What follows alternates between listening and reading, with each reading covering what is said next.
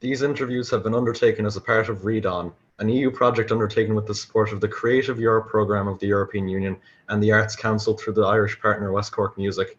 Today we are participating in the Passports activity, which is focused on citizenship and cultural identity. In Passports, we explore the meaning of citizenship and cultural identity in Europe in the 21st century. This activity aims at creating a better understanding of the culture and values of different communities through literature. In preparation, we have undertaken workshops with graffiti theatre, which have involved readings and discussion on written works by Chandrika Narayanan-Mohan, who is joining us today. Awesome. Thanks, Evan, for the lovely introduction. I'm Julie, and I'm from Graffiti Theatre Company. And I'm Jo from Good Day Cork. And thanks so much, Chandrika, for joining us. We've had a brilliant, brilliant week looking at some of your pieces, and we're really excited to chat with you a little bit.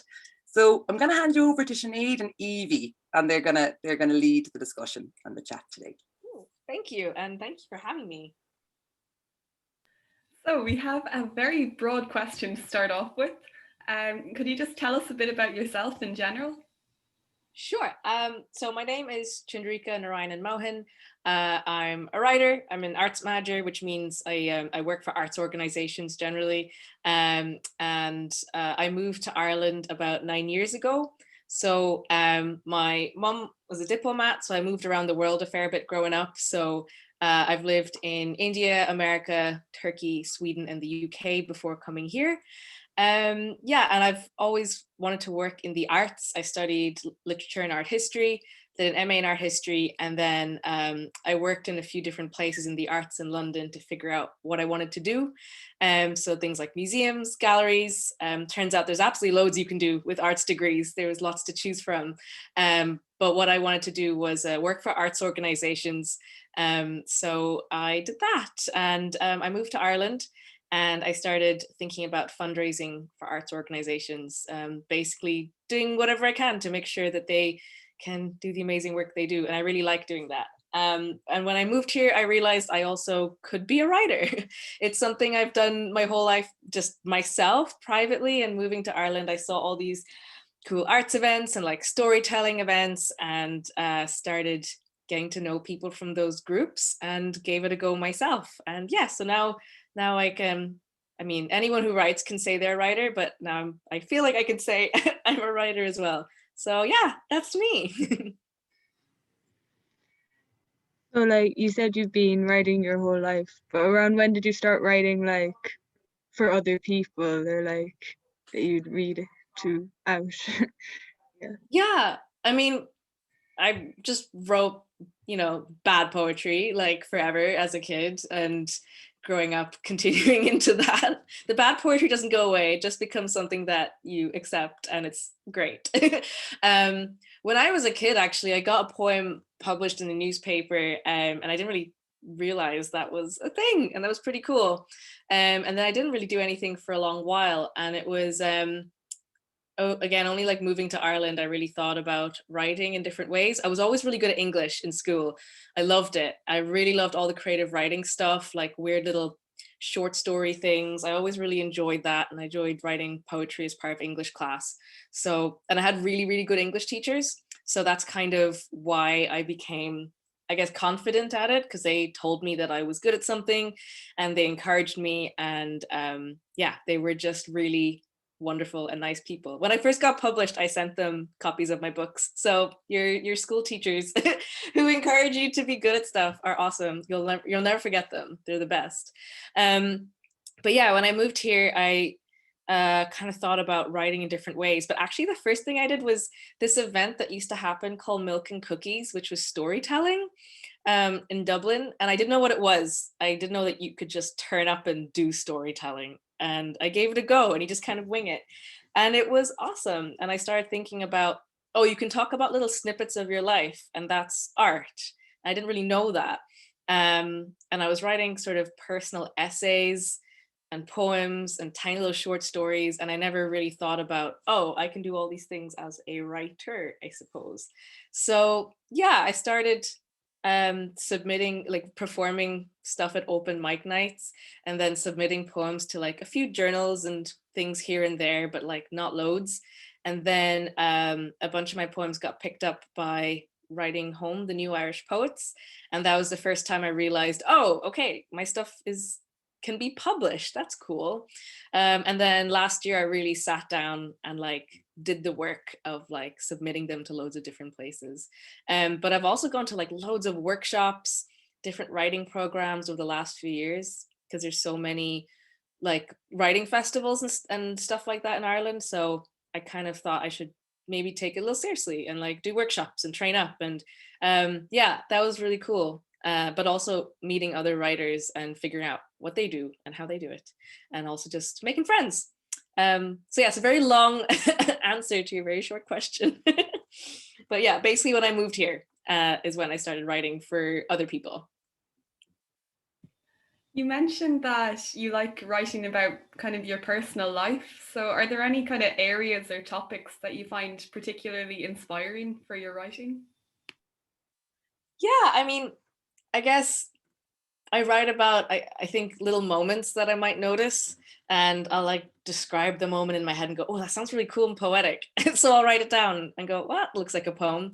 And I guess writing a lot about sort of not quite belonging or about the city. Usually like a moment will spark something, like, I don't know, the look of like the sun in a building, or the feeling of like the wind, or how a pavement looks or something, and it'll trigger more lines and more lines, and then I need to like go run somewhere and write it down before I forget.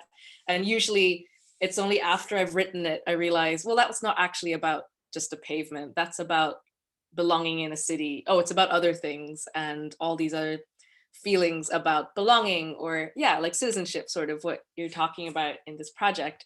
It's usually at the end of a poem I go, oh, that's what I was actually feeling or thinking. But usually the city or a moment or describing some sort of situation tends to be the way I translate a feeling.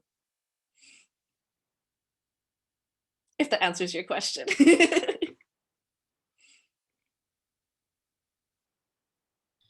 So you said already about your English teachers and how they really helped you get into writing, but were there any like authors you really love to read, or members of your family who also like inspired you and helped you get into that? Yeah, I guess they're both things. So like my whole family is like a big book nerd family. Like my granddad was always into like actually loads of Irish poetry before I even knew I was gonna end up here. So I had loads of like Yeats and stuff, and Wordsworth, and like like I was like trained to recite poetry as a child as like the party piece for when visitors came over. So I did William Blake's like Tiger Tiger Daffodils. So I was like mortified to be a little kid wheeled out and reciting daffodils in front of people. I can't do it now. I can't memorize anything now, but apparently I was really good at it as a kid. But yeah, my whole family were big into books and reading, and I like read a lot. I loved Enid Blyton and like all these books for kids. I would like eat them up. I would go to like my school library and just read all sorts of stuff, just like as much as I could. And I read really fast as well. So like I would read the entire like Animorph series. I could just like swallow up all these books. And I still really like YA fiction and fantasy. Like I don't have loads of books with me because I move around so much. So like my whole childhood is in a storage unit in Blanchardstown. There's more books there, but there's a lot of like fantasy books. Like my favorite one's like Artemis Fowl. Again, I didn't even realize that was like Ireland or Dublin, and I moved here. I said, oh my God, I'm inside Artemis Fowl. I didn't realize this is the world. So I read a lot of that. Diana Wynne Jones, really, really loved fantasy fiction for like young adult fiction. I still do. I read a lot of young adult fantasy. But that was, you know, I was a really big reader. And I think that helped me become a good writer. A few years ago, I actually performed my teenage diaries on stage, which was at an event called Mortified. And where is it? That's my teenage diary there. And I was actually very eloquent. Like I was embarrassing and ridiculous and obsessed with really stupid things and very melodramatic, but I was like really actually good at writing. It was ridiculous. And I think it's all is because I read a lot. But yeah, so I've always been encouraged to like read and write, and that's been awesome. So I've never had to try and convince someone that I should be doing creative things. I'm lucky. So I've been really lucky that I could just go for it, and that's really helped. We really enjoyed reading your work this week, and we noticed the theme of belonging is deeply ingrained in both your poem You City, You Boyfriend and in your essay Kalabani. So is the search for belonging something that influences a lot of your work? Yeah, I think because I mean, again, I was writing for a long time, but I think I really like got better at writing and considered writing, like, I guess properly. I don't know what that even means, but like when I moved here, and it was because I moved here and I moved here under really weird circumstances. I was like, I had to leave the UK. I didn't want to because of immigration issues. So I lived there for like 7 years, and in about a month, I had to leave and I didn't even know which country I was going to. So I found a degree here, turned up, and I'm still here, thankfully. But that, so all like at the same time when I kind of discovered all these cool arts events and like Irish writing spaces, and over those years, like all that time is when I was really thinking about belonging and unbelonging and immigration. So that came out through a lot of my poetry. I'm kind of trying to write about other stuff now because it feels like I wrote about it almost like a defense mechanism, like I belong here. So this year I'm going to write about immigration and not belonging and, you know, all that, which is great because that's part of what I want to write. But I think some of it comes out of like a defensive place of like, I want to prove I belong here. So I'm going to write about the city and write about Ireland. And maybe I can just write about anything and it shouldn't matter. So I'm kind of like coming around to that idea. And yeah, the essay Kalapani, which was in, the Hold Open the Door anthology, was really interesting because I wrote that in lockdown. Writing in lockdown is really weird. So before, like, writing came from a bunch of different, inspirations or times, and I don't write loads and loads or anything. It just kind of happens when it happens. But I had to apply to write for that. You had to like send in a submission. So I was in lockdown and I forced myself to write this really, really raw emotional essay. And I don't think I was ready to do it. And I got accepted and I got published, and it kind of feels like it's out in the world and I'm not quite come to terms with it because it was in a really weird headspace of like writing about like being really open about how I really, really don't feel like I belong in cultures, but I'd literally never written about that or publicly talked about it ever. And now it's like in print, on paper, it kind of freaks me out. But yeah, so it is something I'll probably always write about because no matter where I live or where I'm going to be, I won't belong the same way as other people. Like in India, I'm not going to, and here I'm not going to, but that's kind of okay. And I kind of want to like, see what else I can write that isn't literally just about immigration and unbelonging. I don't know. I just read a really cool poetry collection that was inspired almost entirely by Harry Styles, and it's really, really good. It's really good. I want to do cool stuff like that. I want to write about the music I like and make poetry out of that. And I don't know, random things that spark your inspiration. It's by Baby Ashley, by the way, and it's really good. So I'm kind of thinking like, what if I just write about one of my favorite songs and not just about like literal life? And turns out you can make really good poetry inspired by all sorts of random stuff. And I want to try that.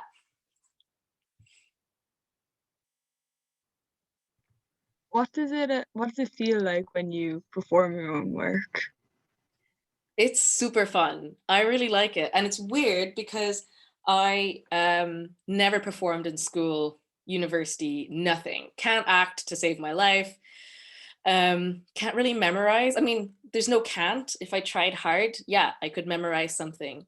And I guess when I moved here, I saw a lot of like slam poetry, and I was like, oh, they've like memorized these whole 3-minute long pieces, and I can't do that, or I find it really difficult to do that. So I can't really recite poetry because you're supposed to memorize it. And then I realized that's not true at all. And loads of people read off of paper, and it's fine. It literally doesn't matter. And once I got over that insecurity, I just really enjoy it. It's super fun, and I'm not sure why, like, or how I got into it after never, like, when I moved here and I did that one open mic night within my first few weeks of moving here. That was the first time I ever stood in front of a microphone in my life, and I don't know what happened, but it was like, oh, this is awesome. I didn't know I would like this. I didn't know I was good at it.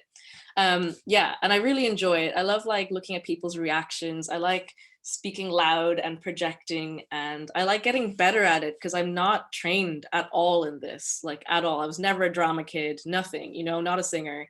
So like when I look at my first videos, they're quite like monotonous. I don't really know how to like move my voice up and down or like be more expressive. So I've like learned that over the last few years. And the more I learn and the more I guess, watch other people do performance, the more I get better at it. And then I realize I actually like performing more and more because you create a better atmosphere so yeah, the more I learn, the more fun it gets. And I'm definitely not there yet. So there's still more to learn and more fun to have. Thanks for sharing that. That's really inspiring. I think we may have already slightly touched on this question, but I want to delve deeper into it. So I'm going to ask it anyway. In the essay, you mentioned that it was difficult to write about India. If a topic feels uncomfortable and perhaps wrong to write about, is it a good idea to kind of push into that and try and write it anyway? I don't know. It's really weird. Like when it comes to poetry, I don't force myself to write it generally. Like if you go to workshops and, you know, they set you exercise and you really do have to write them in the room. And I usually leave going, oh, that's so cool. I actually can do stuff under pressure. I don't have to just wait for inspiration to hit. But I do find that they're kind of different to the poems I write than when they just like jump on me and I'm like, oh God, I have to write you now. So in terms of poetry, I haven't tried to push myself, and I don't think it would be a good idea. With essays, it's kind of weird because I was asked to write something, and then I wrote another essay actually about lockdown, and that was super weird as well. What, like writing about, you know, this big collective traumatic experience while you're still inside it was really weird. And I don't know if it was a good or bad idea because I did write it. I assume it was good because it feels like your brain's kind of weirdly blanked when you're in a strange headspace. I'm like, well, other people like it, so I assume it's good. I think pushing yourself when you're too uncomfortable is probably not useful at all. But I think nudging yourself and going, well, what if you try this? And if you really don't feel good, like put your pen or computer away and, you know, you're fine. Just walk away and take your time. So I do think it's good to like challenge yourself, but it's hard sometimes to find the balance between challenging yourself and pushing yourself until you're kind of emotionally not feeling well. It's a weird line, but I do think that it's only something that happens when you're like assigned work or you have a deadline. So I suppose the more that I'm becoming like trying to become a professional writer, the more I actually do have to figure out how to do that without feeling like raw and weird all the time, because someone might ask me to write something really emotional, like about something emotional, and I'm going to have to do it.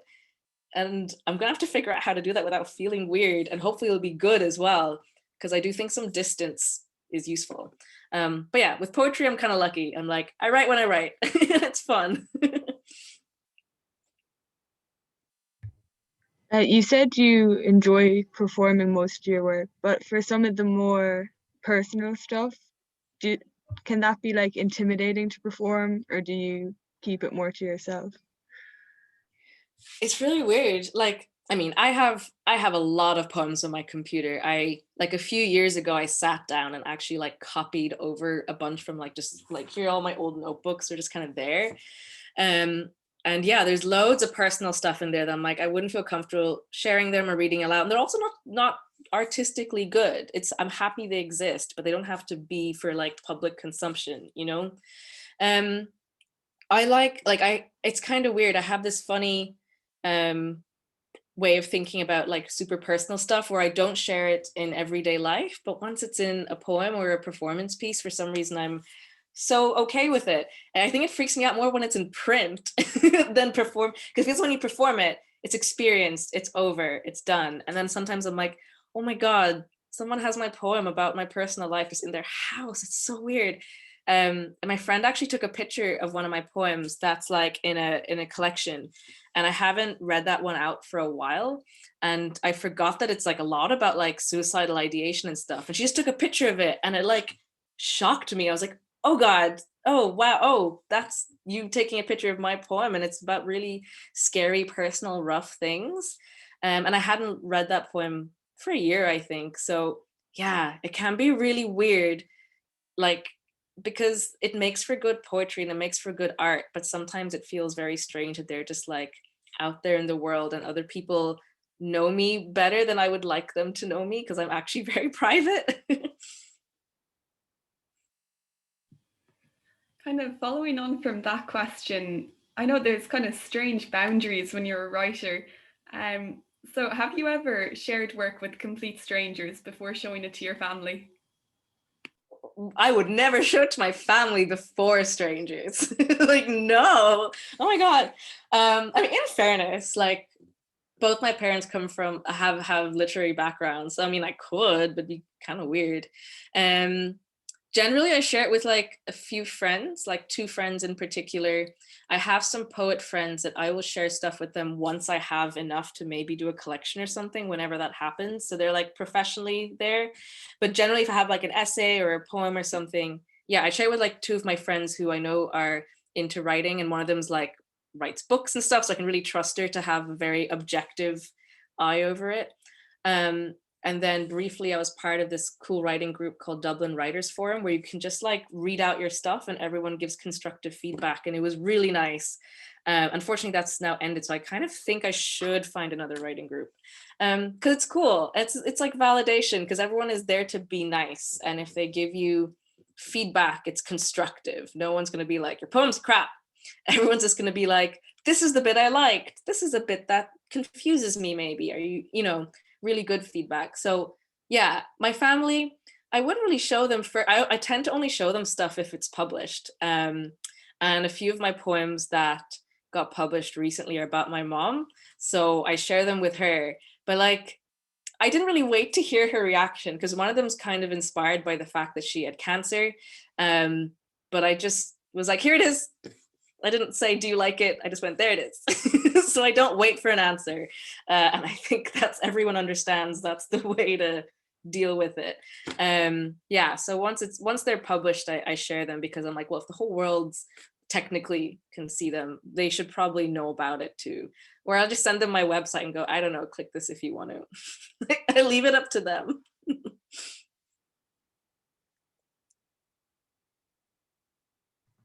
That's really cool. This is kind of moving on from that, but do you have like a way you prefer to write, like essays or short stories or poetry? I think the thing that comes to me like the most automatically are poems, and I like that they're just short and they're just there. It's great. Like you just, I don't know, an idea comes to you, you just blurt it out and you're like 8 lines, a poem. Like, it doesn't have to be a good or like, I'm not saying it's a good poem, but it's a poem and it exists. So I think those are the things that come to me the most naturally. Occasionally I will sit down and a few lines will like come into my head and I'm like, another line will come into my head and I'm like, I think that's an essay. And then I do need to like run and find my laptop. Poems I tend to just scribble down. Essays, I need to find a laptop and just start like brain dumping them out.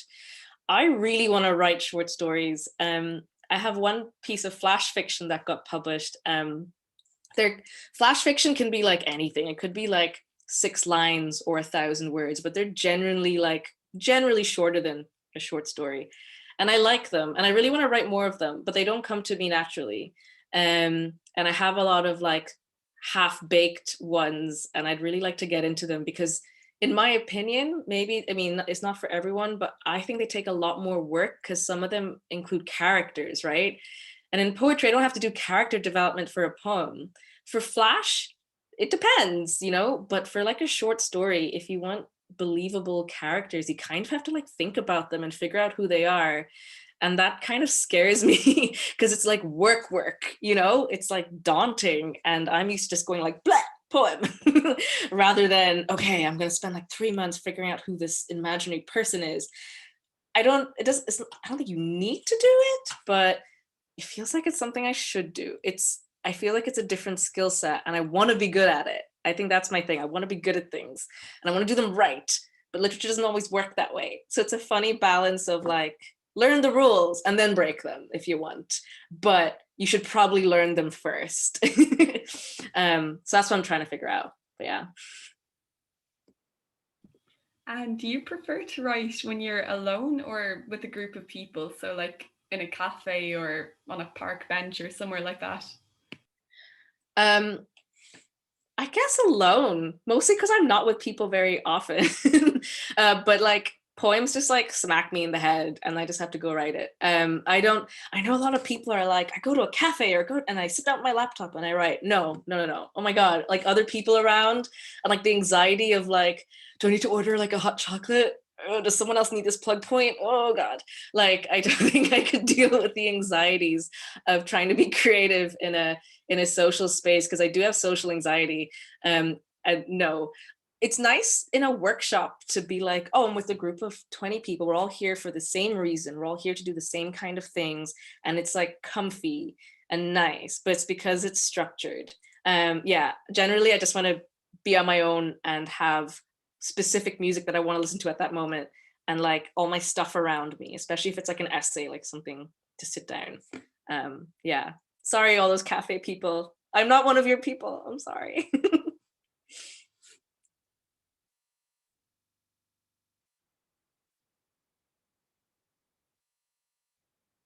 Um, some of us are kind of like into writing, or we'd like to get into it more. So we're wondering if there's anything you do when you're writing, like how you start or like how you carry on from something you've already started that you'd want to share with us.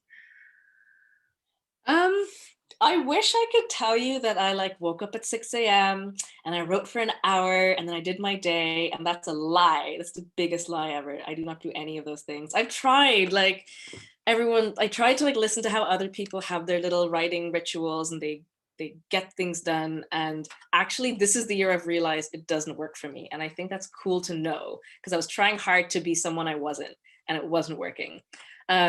So for me, it's like it feels like you have to be in like a weird state of like half relaxed if you're just like noticing something and like the description of it will sound lyrical in my head and I go, oh, that's nice. So it is maybe the exercise part of it is being able to be aware of that and allowing your brain to be more like accepting to those moments. I think if you're always like, you know, in a rush or just like focusing on things too much, you'll miss the like soft moments where some lines can like slip into your brain and you're like, oh, that's really cool. So I guess that's, I suppose, a thing that I also need to learn. Like even things like going for like long walks, away from my phone, like away from my phone, even though I'm on it constantly, it's not helpful. I don't think I've been inspired by any poetry by anything I've seen on my phone. Some people might be, like for sure, anything's an inspiration, but I don't think I have. So I should probably do it less. Lately, I've been writing more poems just like in the quiet moments. So like I looked outside, I like to look outside my window. I live in like the roof part, like the attic part of a house. And like at night, it's super quiet. And I just randomly thought about a poem about the cats of my neighborhood. And I was like, that was because it was like quiet and I had like a calm moment and I could just go, I can write about that. So I just did, but it wasn't on purpose. If you want to write on purpose, I think something that I realize I can do is a sort of like deep breath, letting your brain kind of get washy and kind of fuzzy, and it lets things in. So when I'm in a workshop and we're supposed to write, I have to like sort of let my brain settle and relax a little bit. It can't be like, you have to do work. So I think figuring out how to get into that little soft space, whether it's like deep breathing or listening to like a certain kind of music or being outside or like picking an atmosphere and maybe being in that more often, but figure out what's personal to you that makes you want to, you know, write or be creative or get ideas, and then replicating that if you can. Thanks for sharing that. That's really good advice. And another advice question. If you could give any advice to your younger self, what would it be? Oh my God. I don't know. I don't know. Advice to my younger self would be, when in doubt, be extra.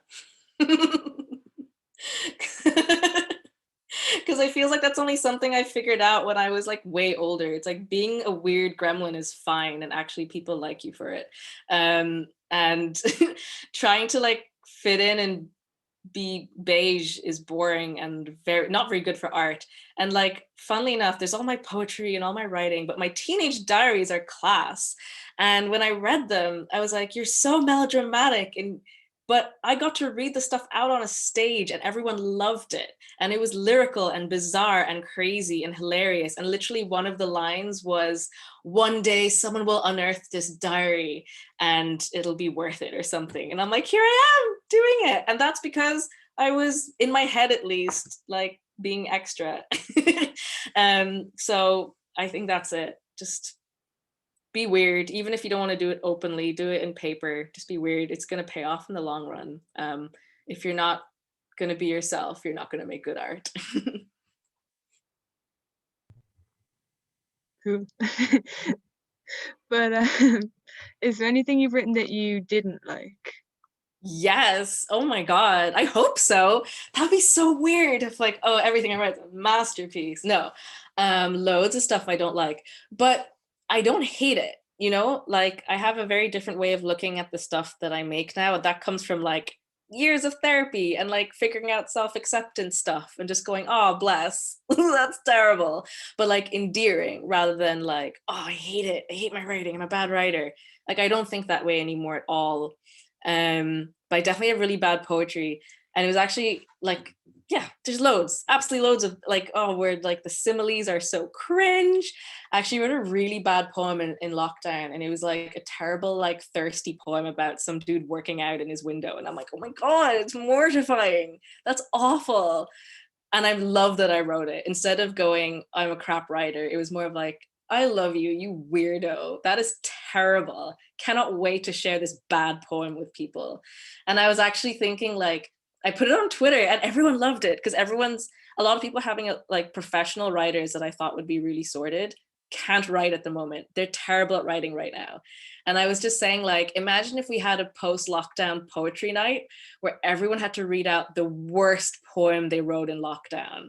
And people who you think are like amazing poets or amazing writers, I want to hear their terrible trash poems. And everyone loved the idea. And I realized like, oh, wow, we need to talk about bad poetry more. We need to talk about our failures more and laugh with them and at them and not see them as like embarrassing, but just go, yeah, we all do it. And it's funny and it's cute. Like it's endearing. Like, oh, bless our terrible little brains sometimes instead of being ashamed of them. Because then we can all laugh about it and then it's fine. So yeah, I dislike a lot of my writing, but I like them like, you know, the strange children I didn't want. They're mine though, so I love them. That's amazing. That bad poetry night has to happen. Yeah, I'm excited. Yeah. What was the next question? Oh yeah. Is there any pre-existing piece of work that you wish you'd written? Or another way to phrase that, like, is there any kind of piece of work that really speaks to you that you just always come back to? Yeah, and you did give me a nice heads up on it, so I have it here. This is my little poetry section, so it's easy to find stuff. So there's a poet called Sabrina Benaim, and she has a book called Depression and Other Magic Tricks, which is like, first of all, wish I thought of that title. And she had a poem that I found as a video on Button Poetry, and it was like just her talking about like introducing herself, and it was this beautiful like running monologue and lyrical and brilliant. And actually I remember I watched it and then I sat down and went, I think I can write poetry like that. And I'd never really thought about writing poetry to perform, like spoken word. And then I went and wrote my own version of it, and now it's published. And I said, I did it, that's cool. And also, but like, yeah, like the books, I really like the poems in this book, and I've seen her like perform a few times. And it's kind of cool because she also showed me that a poem, I mean, look, I did English literature, I did English in school, so I know poems can look like a million different types of things, but it's still kind of cool when you're reminded. So like, this is a poem, you know, it's an erasure poem that she got rid of most of it. And I'm like, that's still a poem. There's something with like 2 lines, that's a poem. And I think it's kind of useful to look at other people's work and go, things that don't fit into boxes are still good poetry if that's what you think it is. So yeah, I like that book as a reminder that also the things that are written on paper might have a very different personality on a stage. And not everyone has to think that way, because not everyone wants to perform their poetry. But like, when I read the poem that she did as a spoken word piece, it's just a paragraph. It's not like line by line. And I was like, that's so interesting. I didn't think about playing with form, because yeah, that's fascinating. So it kind of also helps me think critically about how poetry can be written. It's not just literally stanzas and stuff. So yeah, that's a collection I really like. It helps me remember the different possibilities out there, that you can write about literally anything, and it's not too sappy. It's good, it's fine, and you can have fun. It's kind of the opposite to the question asked a minute ago, but what's your like favorite thing that you've written? My favorite thing that I've written, I think, is You City, You Boyfriend. I love it. I love reciting it. It's super fun to perform, really, really fun to perform. Because first of all, I just get to start the poem being really salty about someone, which was super fun anyway. And I get to like really do the expressions. That's my favorite one. And I think I like it because people start off laughing a little and then they get like a little sad. And I really like things that make people react in a way where you might laugh and cry in the same 5 minutes. It feels like if I've done that, I've done a really good job. And I think that's the same with like theater and lots of other experiences. If you find yourself laughing and crying in a very short space, it feels like that's good art. Like it's tapped into the 2 ends of the spectrum, but they make you feel something. So whenever I can see an audience reacting that way, it makes me feel really, really good. We're on to our most important question. What is your favorite color? What's my favorite color? Turquoise. Turquoise is my favorite color. What? Oh my God, actually, yeah, there you go. Turquoise is my favorite color. That was well timed. That's beautiful. I love it. Thanks so much, Chandrika.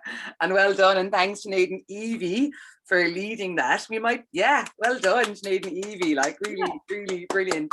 You are better moderators than I've seen at a lot of festivals. You guys are very good. Like, congratulations. It's amazing. Absolutely amazing. And I kind of think now, if we have a bit of time, we could throw it open to Shauna and Ella and Adam and Evan, and of course, Evie and Sinead, if you've more questions too. But does anybody have a question that they'd like to come in with? Ella, cool. Take it away. I was just gonna ask, is there any author or poet that you can really relate to? Yeah, actually, where's my stuff? Where's everything? There. Haha. This is why I do this in front of the poetry shelf. I have sticky notes all over it because I had to do an event about it. But this is quite recent. So My Name Is by Paulina Cosgrave is a poetry collection. And it really taps into the sort of, I guess, migrant experience, but also like big feelings of like violence and love and destruction and belonging. And she also has like some sci-fi poems in there, which I really love. So, and also I know her and she's really cool, which is the best thing about, I think, writers in Ireland, because you might just meet them and they're really nice people and they become your friends. Yeah, I really like that collection and her poems are really powerful. And she has a few about how much she loves Dublin as well. And I really feel that that is like an echo of some of my poems. But it was actually really interesting. So this is a collection called Writing Home, which my poems are in, but it's like 53, I think, poets from other countries who moved to Ireland in the last few years. And it was like, when I read it, it feels like, oh, these are my people. And it's hard to find a room full of my people, because that doesn't necessarily mean Indian people or just writers necessarily. But I'm like, oh, wow, these are all writers who come from other places, who understand migration, but they know that there's more to them than just that. And all their writing kind of felt like my nationality. So I guess, yeah, writers like me who've are somewhere where they don't quite belong, but they're trying to make it. I feel like I relate to their writing a lot because it feels like they get me. And I feel like when you're not necessarily the same as most people in any room, it feels really nice when you're in a room full of people who get you. And sometimes, a book is a room, not just literally a physical one.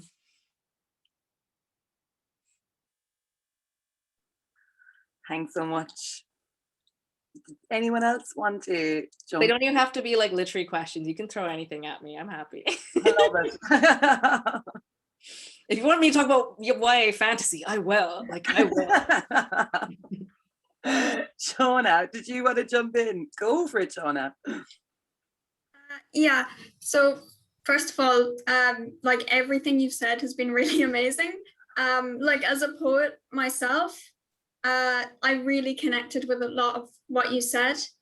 I just wanted to ask about like writing communities and like, would you have any recommendations for young writers who want to become more a part of that community?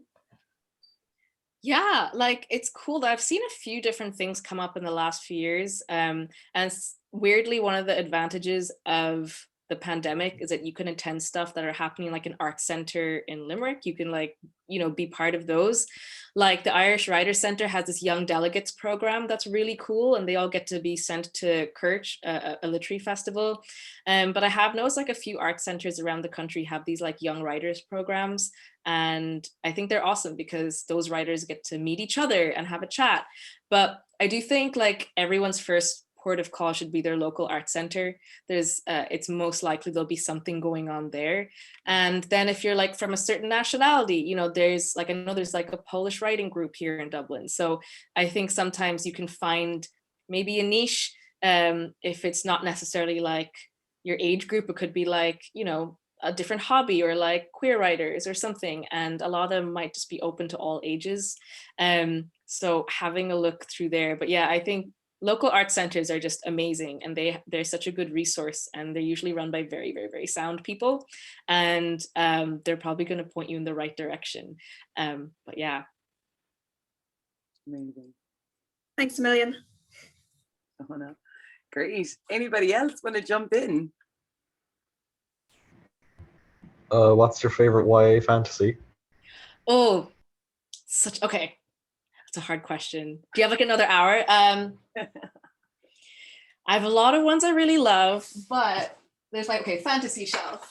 Hello, Fantasy Shelf. It's a tough call. As a series, the Discworld series, because it's just flawless and beautiful and brilliant. But the thing is that I read the whole thing in 1 year. Many years ago, so they're all like mushed into one story, and I find it really hard to remember the individual ones. But I think my favorite one of all time is The Lives of Christopher Chant by Diana Wynne Jones. She wrote Howl's Moving Castle, and a lot of people didn't even realize that. But this is part of a series called the Crestomancy series. But like, again, because I move around a lot, I don't buy many books because I feel like I'm gonna have to move again soon. So if I have something with me, it means I will probably read it again. And I've read The Lives of Christopher Chant so many times, and it's really good. Brilliant. Thanks so much. Anyone else want to jump in?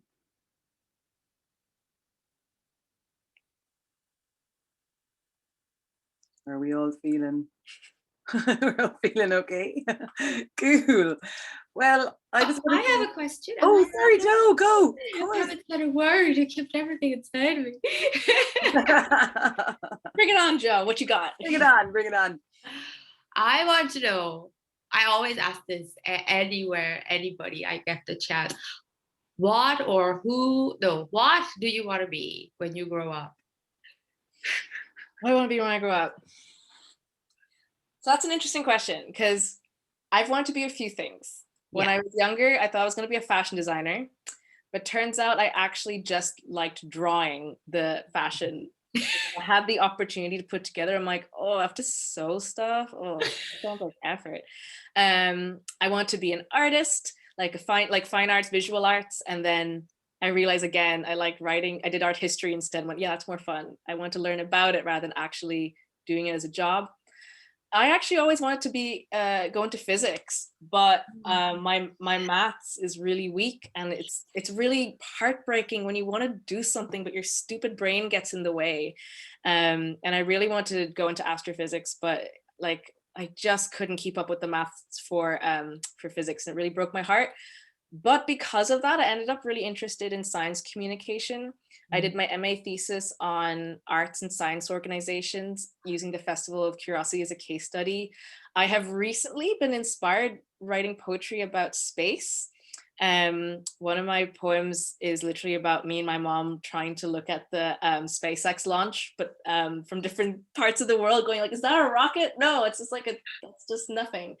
And I've been watching Commander Chris Hadfield's videos and wanting to write about them. So yeah, I wanted to work in science, and I realized that there's actually a really cool space between arts and science. And I do think eventually I wanna be in that space. And like I was on a panel recently, and they said, where would you like to do a writing residency? And I was like, NASA. So yeah, I think when I want to grow up, it would be really cool to be in the science communication field somewhere, but using literature. I think that'd be awesome. I can't believe we have that in common. But the thing is, you're doing something about it. I've done nothing about it. Well, I'm definitely not getting better at physics, if that. Neither am I, but like you're still trying to be in that space, but I'm not. But anyway, oh, we have like 15 minutes left. Julie, what do we do? Can we have a dance party? Oh, I think we can probably, I have one more small question, and then I reckon we could probably wrap it up, but I think earlier on there was a little bits of mentioning about it, and something I've been so super impressed by this week has been the ability for people to call themselves writers. We spoke about that, and I love that. I love when people are so confident at 14, 15, 16 to know that you're a poet, or to know that you're a writer. I find it really inspiring. It took me so long. I still, don't know what to say sometimes. I kind of do lots of different things, and so I'm just really inspired by you guys and inspired by that. So Chandrika, I'm just wondering if you've any kind of final pieces of advice for these young writers, young poets, young artists and authors. Oh my God. Oh yeah. I mean, you're also amazing and intimidating in the best of ways. Because I wish I had that, not like confidence, but like, determination to just go follow something and claim it for yourself. Because yeah, sometimes you realize that way too late and go, I wasted so much time doubting myself. I could have just been having fun and writing or doing whatever instead. I guess one bit of advice, I suppose, that's more of like a cautionary tale type thing, is like, mind yourself. I think that's something that doesn't get mentioned enough. It's all about like, go do your career, go work hard, go try your best. And it's like, no, like, yes, you can do all those things, but I do think like minding yourself is really important. You've got like one body and one brain, and if you wreck it, you can't do much with it. So I do think it's like, and this is me, I have too many jobs. I work really, really hard. I burn out. I'm on my 11th burnout since January 2020. I'm keeping count. And it's not good. And it's really bad for creativity and just life. So I think one of the things is like, when you're working really hard or you have determination, those are all amazing qualities. But like learning actually when to say no and learning to take care of yourself. And sometimes, yeah, your health is more important than your art or your big dreams. Because like, you can't really do one without if you're not functioning. So I suppose I do want to mention that, because like people think that everyone is like sparkly and they don't have depression and they're just really good at work. No, we're plowing through it and we actually wish we could be resting. So I would say when you have the opportunity to like take it easy on yourself, like take it. And the good art will happen anyway. It'll happen when it needs to happen. Amazing. That is such solid advice that we all need to take on board. I'm listening to you going, yeah, you're so right. I mean, I'm a hypocrite, but I'm right. I know we need to learn to like take our own advice as well, I guess. But yeah, so solid. And for me, like my big takeaway, I mean, there's so many things for me to take away from this experience, but when in doubt, be extra. Thank you. It's really going to stay with me. We've had a brilliant time. So thanks so much for joining us. Thank you so much for inviting me, and you've all been such an amazing audience. And Sinead and Evie, I can't wait to see you running all the panels at Listowel. Yes. You're all brilliant, and congratulations on being part of this project. And I'm sure you're all going to do amazing things no matter what they are. So thanks for having me. Awesome. Thank you.